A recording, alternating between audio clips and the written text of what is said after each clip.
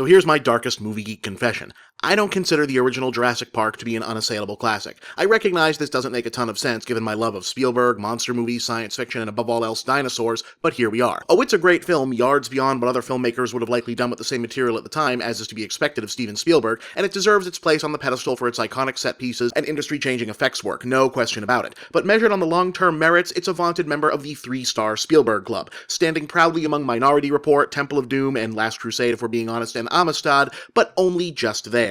I bring this up mainly to give you some context through which to process this review. If you're looking for someone who views the first movie as holy writ to tell you whether or not someone's gone and popped some Groucho glasses on Michelangelo's David, this ain't that. But if you'll settle for the opinion of someone who thinks the original is a great movie, but in all honesty is more of a 1 million years BC, when dinosaurs ruled the earth, King Kong kind of guy when it's time to get his dinosaur on, welcome aboard. In any case, Jurassic World feels like the sequel this franchise has been waiting for. It's clearly, blatantly in fact, aiming for Aliens territory, i.e. a bigger, faster, meatier, nastier extension of a more constrained original experience, trading slow build suspense for relentless action. A welcome idea, but followed perhaps a little too slavishly. Speed and efficiency are one thing, but here's a film that's in such a hurry to get to the good stuff that it almost forgets to have a first act. But to our story. Decades after the original Jurassic Park disaster, the InGen Corporation, and specifically John Hammond's island preserve of cloned dinosaurs, have been bought out by a flamboyant Indian billionaire who has realized the late park founder's dream of a fully functioning tourist destination, though his version is a little less nature preserve and a little more Busch Gardens and or SeaWorld. But he's ultimately yet another spare no expense eccentric who cares more about delighting visitors and the coolness of his dinosaurs than profits. Unfortunately, everyone else still cares about profits, and the new key to embiggening them is believed to be messing with dinosaur genes further to create bigger, scarier versions aimed at wooing a now jaded public. The prototype for this new venture is the Indominus Rex, a laboratory-engineered hybrid super dinosaur mutation whose creators realized too late turned out smart enough to escape from her pen and start a dino-on-dino murder spree that soon imperils the entire tourist-filled park. In particular, the young visiting nephews of head scientist Claire, Bryce Dallas Howard, a development that spells danger for her dogged determination at remaining what else, a frazzled, overscheduled, asexual workaholic who I assume InGen headhunted from an unfinished Sandra Bullock vehicle. Fortunately, it turns out that Jurassic World support staff also includes Chris Pratt as Owen Grady, who just so happens to be Earth's greatest living human.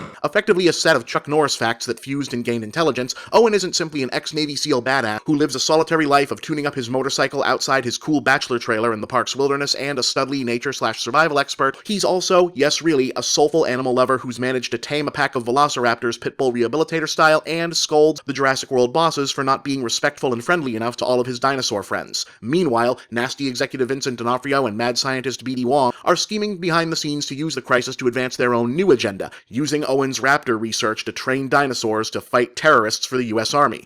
You know, in case you were wondering what Jurassic Park 5 was already planning to be about. But for now, that's our scenario. Indominus Rex, or I-Rex, get it, is on the rampage and it falls to Owen, Claire, and ultimately Owen's team of obedient but only just so raptor buddies to team up and save the day. Preferably at a pace that allows for just enough additional chaos to unfurl in the form of stampedes, sneak attacks, paramilitary battles, and a bravura set piece wherein all manner of winged dinosaurs set upon the tourists like pigeons at the Panera dumpster, all in service of a build-up to a climactic showdown that might just set the new gold standard for earnestly absurd fan service and blockbuster sequels. If I'm making this all sound a bit silly, well, that's because it is. Spectacularly silly. As though tweaking the noses of genre fans who demand every last franchise tumble down into gritty realism land was priority one note pinned to the screenwriter's monitor. Director Colin Trevorrow comes from a genre comedy background, having previously been best known for the quirky indie time machine comedy Safety Not Guaranteed, and while he keeps the production from tipping over into outright farce, it's clear from the get-go that he's bringing a lighter, more mischievous touch to things than Steven Spielberg or Joe Johnston did previously. The big action scenes happen mostly in brightly lit daytime, and there's a playfulness to hypothetically tense moments like the Indominus attack on a gyrosphere vehicle that looks, one would have to assume intentionally, like a mashup of the original's iconic T-Rex Jeep attack and a cat fumbling around with a hamster ball. There's a sly sense of self-awareness underpinning all of the proceedings, as scene after scene stages bigger, flashier, tackier versions of majestic staple sequences from the original films play out amid a story that's entirely about the ugly business of turning miracles into marketing opportunities. Unless you think that tonal dissonance is some kind of accident, one of the main secondary good guys is a tech support engineer who shows up to work in a vintage Jurassic Park logo shirt, keeps toy dinosaurs at his workstation, and grumbles about how much more legit the original park was. Now, I'm down for all of that. After all, the point of the original Jurassic Park was that you shouldn't build Jurassic Park, but the flip side to playing things so loose and fun for fun's sake is that you start to question what's a knowing wink and what's legitimately not working. Is Indominus not being quite as scary as she's meant to be deliberate commentary on half-baked marketing schemes, or could the new monster have used a few more passes in the design phase? Are Howard's icy, flustered working girl and Pratt's Velociraptor Dundee routine so enthusiastically one-dimensional because Trevorrow is having fun with the archness of blockbuster stock types, or has something been lost in the writing? Like I said at the beginning, I respect and welcome a B-movie, which is what this is, regardless of how much they spent on it, that bends or breaks logic, realism, screenwriting rules, etc. into pretzels in order to justify the over-the-top dinosaur action. So I can hardly hardly begrudge Jurassic World for leaping so enthusiastically into the same intentionally ridiculous Saturday morning cartoon miasma Pacific Rim mine to such great effect.